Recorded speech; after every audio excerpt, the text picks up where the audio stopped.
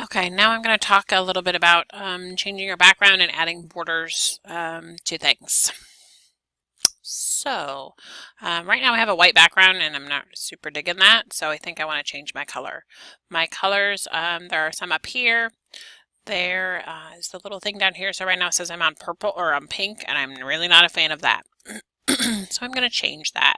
And I can pick out with the slidey bars any number of colors that I want, or I can come over here and you see the dropper tool. I can pick a color. So as I click around through this photo, there's like any number, even in the sky over here, it changes every time I click because it's the color of the sky.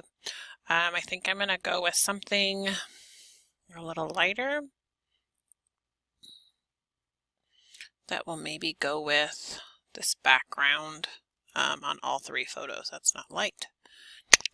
Trying to pick a light spot. There we go. I'm going to try that, sort of a neutral. I'm going to say OK, and then I'm going to use my rectangle tool. And there, again, like everything in Photoshop, there are so many ways to do this. I'm going to just make it a little bit bigger. And boom, I now have a background, which you're like, oh, the background is covering everything. Remember my layers palette, and remember it's on top right now, so it looks like the top bun, so I'm going to bring it down underneath, and now it's behind all my other photos.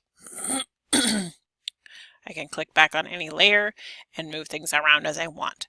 So say I want a border on this path photo.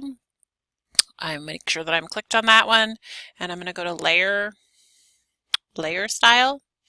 And a border is what's called stroke. Some of these other ones are fun too. The outer glows, wherever, there it is, outer glows. The drop shadows are nice, but usually those are probably the three that we might use. I'm going to click stroke, and right now it's on white, and it's clicked on, here's the size, so I can change my size, and you'll notice it's changing from the inside. That means you're going to lose some of the edges of your photo if you have it clicked to inside, but it will give you crisp corners. If you change it to outside, it kind of curves your corners, and if you change it to center, it curves them, but not as much as the other way. So if you do want crisp corners, you're going to have to go inside, but it means you're going to lose a little bit, so you can see I lost a little bit of that tree. I can again change my color and choose something. Say I wanted this blue, then it will change it to that blue. Say I wanted this pink, it will change it to that pink. Say I wanted this brown, it will change it to that brown. Until you find what it is that you like. And then the size that you like, again, you can change it as big or as small as you want, and press OK. When I click on my next photo, I'm going to click the bottom one down here, and then I go back to layer style stroke again. It will be on the same settings as I was on a minute ago, so I won't have to worry about size. I mean, I could write it down if I knew what size I wanted it to be.